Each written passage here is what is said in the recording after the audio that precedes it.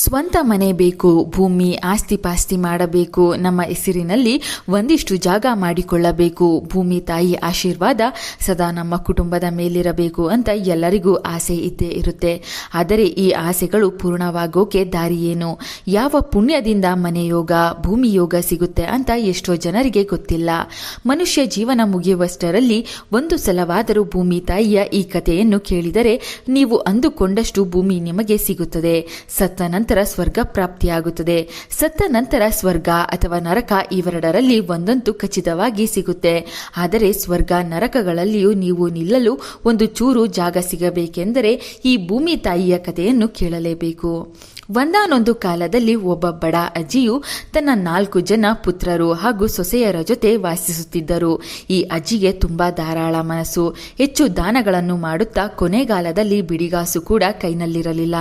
ಆದರೂ ಮನೆಗೆ ಯಾರೇ ಬಂದು ಏನನ್ನು ಕೇಳಿದರೂ ಇಲ್ಲ ಎನ್ನುತ್ತಿರಲಿಲ್ಲ.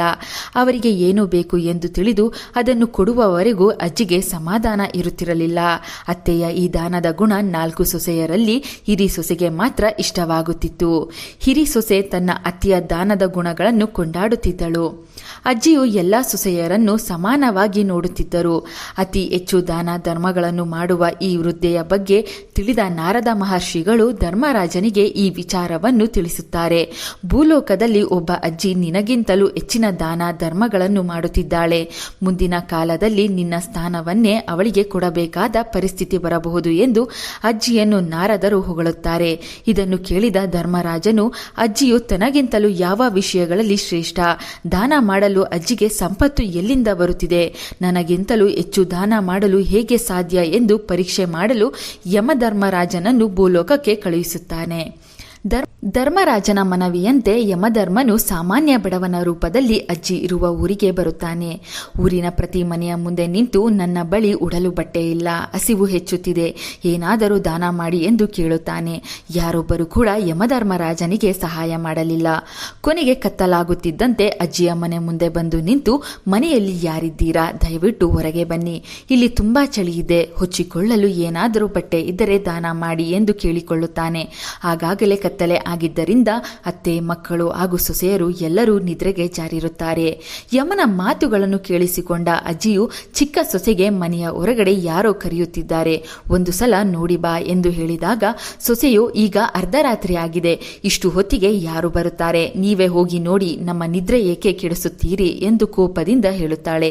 ಈ ಮಾತು ಕೇಳಿದ ಅಜ್ಜಿಯು ತಾನೇ ಹೊರಗೆ ಹೋಗಲು ಮುಂದಾದಾಗ ದೊಡ್ಡ ಸೊಸೆಯು ಸ್ವಲ್ಪ ತಾಳಿಯತ್ತೆ, ನಾನೇ ಹೋಗಿ ನೋಡುತ್ತೇನೆ ಎಂದು ಹೊರಗೆ ಬರುತ್ತಾಳೆ. ಯಾರು ನೀವು? ಇಷ್ಟು ರಾತ್ರಿ ಹೊತ್ತಿನಲ್ಲಿ ಇಲ್ಲಿ ಏನು ಮಾಡುತ್ತಿದ್ದೀರಿ? ನಿಮಗೆ ಏನು ಬೇಕು ಎಂದು ದೊಡ್ಡ ಸೊಸೆಯು ಕೇಳಿದಾಗ ಬಡವನ ರೂಪದಲ್ಲಿದ್ದ ಯಮರಾಜನು ಹೀಗೆ ಹೇಳುತ್ತಾನೆ, ಅಮ್ಮ, ನನಗೆ ಇಲ್ಲಿ ತುಂಬಾ ಚಳಿಯಾಗುತ್ತಿದೆ, ಹೊಚ್ಚಿಕೊಳ್ಳಲು ಕಂಬಳಿ ಇದ್ದರೆ ದಾನ ಮಾಡಿ, ಇದರಿಂದ ನಿಮಗೆ ಪುಣ್ಯ ಸಿಗುತ್ತದೆ ಎಂದು ಹೇಳುತ್ತಾನೆ. ಬಡವನ ಮಾತು ಕೇಳಿದ ಸೊಸೆಯು ಮನೆ ಒಳಗೆ ಬಂದು ತನ್ನ ಅತ್ತೆಗೆ ವಿಷಯವನ್ನೆಲ್ಲ ತಿಳಿಸುತ್ತಾಳೆ. ಆಗ ಈ ಅಜ್ಜಿಯು, ಸರಿ, ಹಾಗಾದರೆ ನಿಮ್ಮ ಮಾವ ಹೊಚ್ಚಿಕೊಂಡಿರುವ ಕಂಬಳಿಯನ್ನು ಹೊರಗಡೆ ನಿಂತಿರುವ ಬಡವನಿಗೆ ನೀಡು, ನನ್ನ ಕಂಬಳಿಯನ್ನು ನಿಮ್ಮ ಮಾವನಿಗೆ ನಾನು ಕೊಡುತ್ತೇನೆ. ಹೇಗಿದ್ದರೂ ಕಿಟಕಿ ಬಾಗಿಲುಗಳನ್ನು ಮುಚ್ಚಿ ನಾವು ಮಲಗುತ್ತೇವೆ, ಇದರಿಂದ ನನಗೆ ಹೆಚ್ಚು ಚಳಿ ಆಗುವುದಿಲ್ಲ ಎಂದು ಹಿರಿ ಸೊಸೆಗೆ ಹೇಳುತ್ತಾಳೆ. ಅತ್ತೆಯ ಮಾತಿನಂತೆ ಸೊಸೆಯು ಮಾವನ ಕಂಬಳಿಯನ್ನು ಹೊರಗೆ ನಿಂತಿದ್ದ ಬಡವನಿಗೆ ನೀಡಿ ಕಳುಹಿಸುತ್ತಾಳೆ. ಕಂಬಳಿ ಪಡೆದ ಯಮನು ಸ್ವಲ್ಪ ದೂರ ಹೋದ ನಂತರ ತನ್ನ ನಿಜವಾದ ಯಮನ ರೂಪಕ್ಕೆ ಬದಲಾಗಿ ಧರ್ಮರಾಜನ ಬಳಿ ಹೋಗುತ್ತಾನೆ. ಅಲ್ಲಿ ಧರ್ಮರಾಜನಿಗೆ ಹೀಗೆ ಹೇಳುತ್ತಾನೆ, ನಾರದರು ಹೇಳಿದ್ದು ಸತ್ಯವೇ, ಭೂಲೋಕದಲ್ಲಿ ಒಬ್ಬ ಅಜ್ಜಿ ಇದ್ದಾಳೆ. ಅವಳು ತನ್ನ ಬಳಿ ಇರುವ ಎಲ್ಲ ಸಂಪತ್ತನ್ನು, ವಸ್ತುಗಳನ್ನು ಯಾವುದೇ ಅಪೇಕ್ಷೆ ಇಲ್ಲದೆ ದಾನವಾಗಿ ನೀಡುತ್ತಾ ಹೆಚ್ಚು ಪುಣ್ಯವನ್ನು ಸಂಪಾದಿಸಿದ್ದಾಳೆ.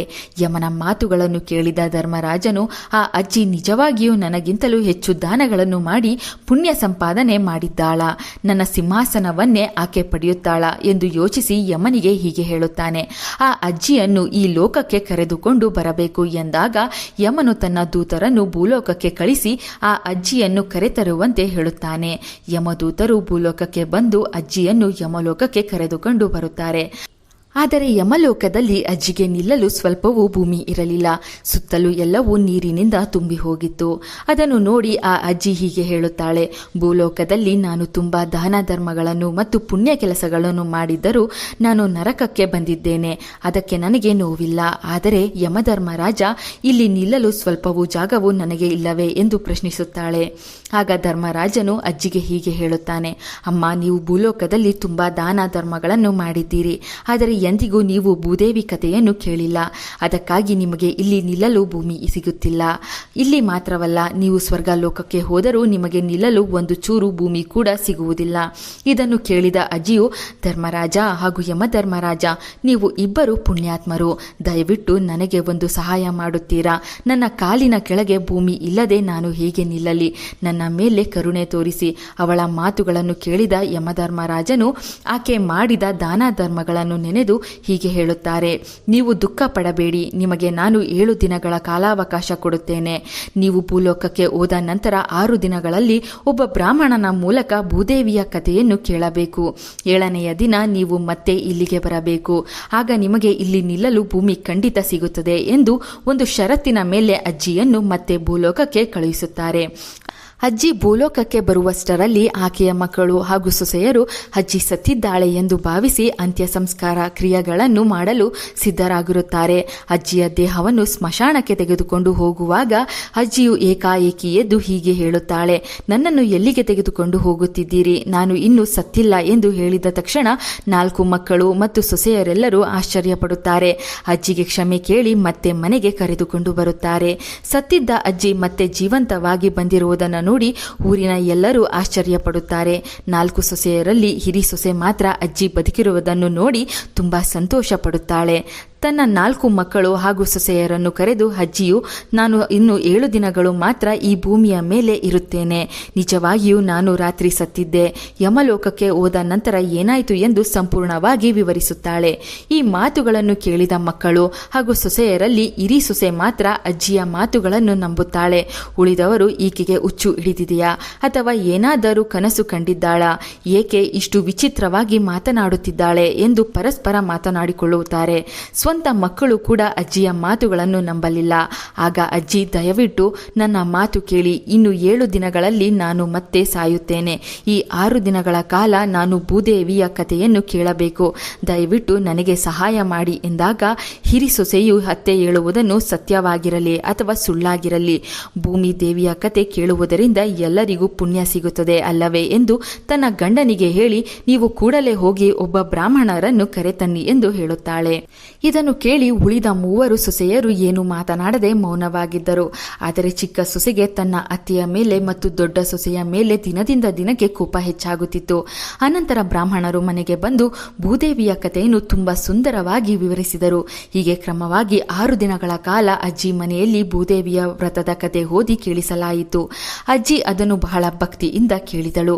7ನೆಯ ದಿನ ಬೆಳಿಗ್ಗೆ ಅಜ್ಜಿ ನೀರಿನಿಂದ ತುಂಬಿದ ಚುಂಬು, ದಾರ, 5 ರೂಪಾಯಿ ಮತ್ತು ಬೆಲ್ಲವನ್ನು ತೆಗೆದುಕೊಂಡು ತನ್ನ ಮಕ್ಕಳು ಹಾಗೂ ಸೊಸೆಯರನ್ನು ಕರೆದು ಹೀಗೆ ಹೇಳಿದಳು, ಇಂದು ನೀವು ಎಲ್ಲರೂ ನನ್ನ ಜೊತೆಗೆ ಅರಳಿ ಮರದ ಬಳಿ ಬನ್ನಿ. ನಾವು ಭೂದೇವಿಯ ಕಥೆಯನ್ನು ಕೊನೆಯದಾಗಿ ಕೇಳೋಣ. ಇದು ನನ್ನ ಕೊನೆಯ ದಿನ. ನಾಳೆ ಬೆಳಿಗ್ಗೆ ನಾನು ಈ ಲೋಕವನ್ನು ಬಿಟ್ಟು ಹೋಗುತ್ತೇನೆ. ಇದನ್ನು ಕೇಳಿದ ಮಕ್ಕಳು ಹಾಗೂ ಸೊಸೆಯರು ಮಾತೆ ಆಡದೆ ದುಃಖದಿಂದ ನೋಡುತ್ತಿದ್ದರು. ಎಲ್ಲರೂ ಒಟ್ಟಿಗೆ ಅರಳಿ ಮರದ ಬಳಿ ಹೋಗಿ ಬ್ರಾಹ್ಮಣರಿಂದ ಭೂದೇವಿಯ ಕಥೆಯನ್ನು ಸಂಪೂರ್ಣವಾಗಿ ಕೇಳಿದರು. ಕತೆ ಮುಗಿದ ನಂತರ ಅಜ್ಜಿ ಎದ್ದು ತನ್ನ ಜೊತೆ ತಂದ ನೀರನ್ನು ಮರದ ಬೇರಿಗೆ ಸುರಿದು ಸೊಸೆಯರಿಗೆ ದಾರವನ್ನು ಕೊಟ್ಟು ಮರಕ್ಕೆ ಕಟ್ಟುವಂತೆ ಹೇಳುತ್ತಾಳೆ. ನಂತರ ಬೆಲ್ಲವನ್ನು ಮರದ ಬೇರಿನ ಬಳಿ ಹೂತು ಹೀಗೆ ಪ್ರಾರ್ಥನೆ ಮಾಡುತ್ತಾಳೆ, ಅಮ್ಮ ಭೂದೇವಿ, ನಾನು ಮಾಡಿದ ಈ ವ್ರತವನ್ನು ಸ್ವೀಕರಿಸು. ನಾವು ಮಾಡಿದ ಪಾಪಗಳನ್ನು ಕ್ಷಮಿಸು.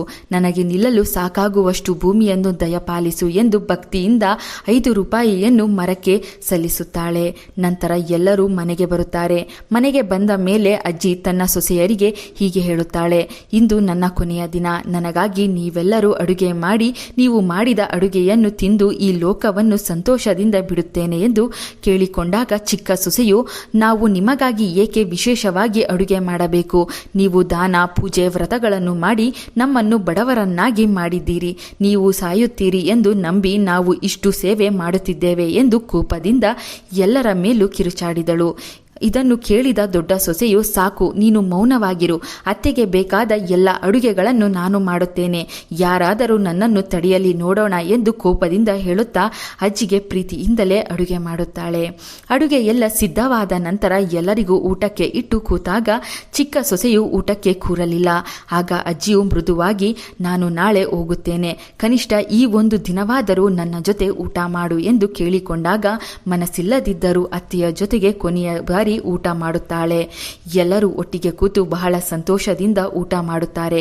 ಆ ದಿನ ರಾತ್ರಿಯೇ ಯಮದೂತರು ಬಂದು ಅಜ್ಜಿಯನ್ನು ಯಮಧರ್ಮರಾಜನ ಬಳಿ ಕರೆದುಕೊಂಡು ಹೋಗುತ್ತಾರೆ. ಅಜ್ಜಿಯು, ಸ್ವಾಮಿ, ನೀವು ಹೇಳಿದಂತೆ ನಾನು ಭೂಲೋಕಕ್ಕೆ ಹೋಗಿ ಭೂದೇವಿಯ ಕಥೆಯನ್ನು ಭಕ್ತಿಯಿಂದ ಕೇಳಿದೆ. ಆದರೆ ನಾನು ನನ್ನ ಮಕ್ಕಳನ್ನು ತುಂಬಾ ಬಡತನದಲ್ಲಿ ಬಿಟ್ಟು ಬಂದಿದ್ದೇನೆ. ಅವರಿಗೆ ಈ ಸಮಯದಲ್ಲಿ ನನ್ನ ಅಂತ್ಯಕ್ರಿಯೆ ಮಾಡಲು ಹಣವಿಲ್ಲ, ತಿನ್ನಲು ಆಹಾರವಿಲ್ಲ. ನನಗಿಷ್ಟ ಪುಣ್ಯ ಮಾಡಿದ್ದರೂ ನನಗೆ ಏನು ಸಿಕ್ಕಿದೆ ಎಂದು ಕಣ್ಣೀರಾಕುತ್ತಾಳೆ. ಆಗ ಧರ್ಮರಾಜ ಹಾಗೂ ಯಮಧರ್ಮರಾಜ ಹೀಗೆ ಹೇಳುತ್ತಾರೆ, ನೀನು ಮಾಡಿದ ವ್ರತ ಸಾಮಾನ್ಯ ವ್ರತವಲ್ಲ, ಇದು ಭೂಮಿ ದೇವಿಯ ವ್ರತ. ನೀನು ಭಕ್ತಿಯಿಂದ ವ್ರತ ಮುಗಿಸಿ ನಿನ್ನ ಬಳಿ ಇದ್ದ ಹಣ ಮತ್ತು ಬೆಲ್ಲವನ್ನು ಭೂಮಿಯಲ್ಲಿ ಊತಿದ್ದೀಯಲ್ಲ, ಇದರಿಂದ ಭೂದೇವಿಯ ಕೃಪೆ ನಿನ್ನ ಕುಟುಂಬಕ್ಕೆ ಸಿಗುತ್ತದೆ. ನಿನ್ನ ಕೊನೆಯ ದಿನಗಳಲ್ಲಿ ನಿನ್ನ ಜೊತೆಗೂಡಿ ನಿನ್ನ ಕುಟುಂಬದವರು ಕೂಡ ಭೂದೇವಿಯ ಕಥೆಯನ್ನು ಕೇಳಿದ್ದಾರೆ. ನಿನಗೆ ಸಿಗುವ ಪುಣ್ಯವೇ ಅವರಿಗೂ ಸಿಗುತ್ತದೆ ಎಂದು ತಿಳಿಸುತ್ತಾ ಭೂಮಿಯ ಮೇಲಿರುವ ಅಜ್ಜಿಯ ಮನೆಯಲ್ಲಿ ಧನ ಧಾನ್ಯಗಳು ಸಮೃದ್ಧಿ ಆಗಿರುವುದನ್ನು ಅಜ್ಜಿಗೆ ತೋರಿಸುತ್ತಾರೆ. ಇದನ್ನು ನೋಡಿದ ಅಜ್ಜಿಯು ತುಂಬಾ ಸಂತೋಷ ಪಡುತ್ತಾಳೆ. ಇನ್ನು ಬೆಳಗಾದ ನಂತರ ದೈನಂದಿನ ಕೆಲಸಗಳ ಕಡೆ ಚಿಕ್ಕ ಸೊಸೆಯು ಗಮನ ನೀಡುತ್ತಾಳೆ.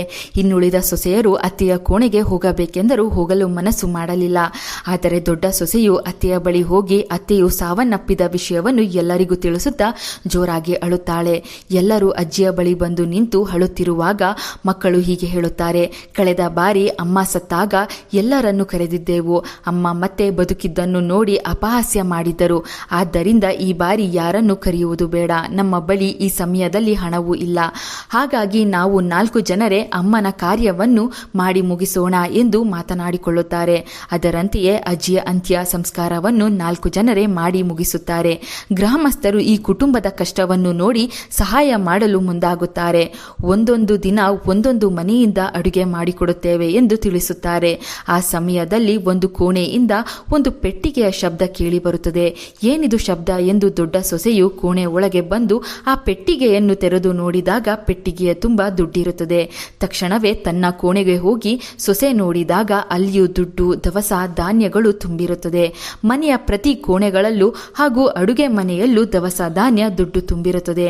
ಈ ವಿಷಯವನ್ನು ಮನೆಯವರಿಗೆ ಬಂದು ತನ್ನ ಗಂಡ ಹಾಗೂ ಉಳಿದ ಸೊಸೆಯರಿಗೆ ತಿಳಿಸುತ್ತಾಳೆ. ಮನೆ ಒಳಗೆ ಬಂದು ಉಳಿದ 3 ಸೊಸೆಯರು ಹಾಗೂ ಅಜ್ಜಿಯ 4 ಮಕ್ಕಳು ಎಲ್ಲ ಕೋಣೆಗೂ ಹೋಗಿ ನೋಡಿದಾಗ ದುಡ್ಡು, ದವಸ ಧಾನ್ಯಗಳು ತುಂಬಿರುತ್ತದೆ. ಆದರೆ ಕಿರಿ ಸೊಸೆಯ ಕೋಣೆಯಲ್ಲಿ ಮಾತ್ರ ದುಡ್ಡು ಇರುವುದಿಲ್ಲ. ಇದನ್ನು ನೋಡಿದ ಉಳಿದ 2 ಸೊಸೆಯರು, ನೀನು ಎಲ್ಲರನ್ನೂ ಅವಮಾನಿಸುತ್ತೀಯಾ? ಯಾರಿಗೂ ಕೂಡ ಗೌರವದಿಂದ ನೋಡುವುದಿಲ್ಲ, ದೊಡ್ಡವರ ಮಾತಿಗೆ ಬೆಲೆ ನೀಡುವುದಿಲ್ಲ, ಆದ್ದರಿಂದ ನಿನಗೆ ಏನೂ ಸಿಗಲಿಲ್ಲ ಎಂದು ಹೇಳಿದಾಗ ಹಿರಿಯ ಸೊಸೆಯು, ನಾವೆಲ್ಲರೂ ಒಂದೇ, ಆಕೆ ಚಿಕ್ಕವಳು, ನನಗೆ ಸಿಕ್ಕಿರುವ ಹಣ ಹಾಗೂ ದವಸ ಧಾನ್ಯಗಳಲ್ಲಿ ನಿನಗೆ ಎಷ್ಟು ಬೇಕೋ ತೆಗೆದುಕೋ ಎಂದು ಹೇಳಿದಾಗ ಎಲ್ಲ ಸೊಸೆಯರು ದೊಡ್ಡ ಸೊಸೆಯ ಮನಸ್ಸನ್ನು ಅರ್ಥ ಮಾಡಿಕೊಳ್ಳುತ್ತಾರೆ. ಅಷ್ಟರಲ್ಲಿ ದಿನಕ್ಕೊಂದು ಮನೆಯಂತೆ ಅಡುಗೆ ಮಾಡಿಕೊಡುತ್ತೇವೆ ಎಂದು ಮಾತು ಕೊಟ್ಟಿದ್ದ ಗ್ರಾಮಸ್ಥರಲ್ಲಿ ಒಂದು ಮಹಿಳೆ ಬಂದು, ನಿಮಗಾಗಿ ಅಡುಗೆ ಮಾಡಿ ತಂದಿದ್ದೇನೆ, ಎಲ್ಲರೂ ಊಟ ಮಾಡಿ ಎಂದು ಹೇಳಿದಾಗ ಆಕೆಗೆ ದೊಡ್ಡ ಮಗ ಹೀಗೆ ಹೇಳುತ್ತಾನೆ, ನಮ್ಮ ತಾಯಿ ಸಾಯುವ ಮೊದಲು ನಮಗೆ ಭೂದೇವಿಯ ವ್ರತವನ್ನು ಮಾಡಿಸಿದ್ದರು. ಅದರ ಫಲವಾಗಿ ಇವತ್ತು ನಮಗೆ ಅಪಾರವಾದ ಸಂಪತ್ತು ದೊರಕಿದೆ. ನೀವು ಸಹಾಯ ಮಾಡಲು ಬಂದಿದ್ದಕ್ಕೆ ಧನ್ಯವಾದಗಳು. ಇನ್ನು ಮುಂದೆ ನಿಮ್ಮ ಸಹಾಯ ನಮಗೆ ಅಗತ್ಯವಿಲ್ಲ ಎಂದು ವಿನಯದಿಂದಲೇ ಹೇಳಿ ಆ ಮಹಿಳೆಯನ್ನು ಕಳುಹಿಸುತ್ತಾನೆ. ಇದಾದ ಮೇಲೆ 4 ಮಕ್ಕಳು ಹಾಗೂ ಸೊಸೆಯರು ತಮ್ಮ ತಾಯಿಗೆ, ಅತ್ತೆಗೆ, ಭೂದೇವಿಗೆ ಶುದ್ಧ ಮನಸ್ಸಿನಿಂದ ಕೃತಜ್ಞತೆ ಸಲ್ಲಿಸುತ್ತಾರೆ.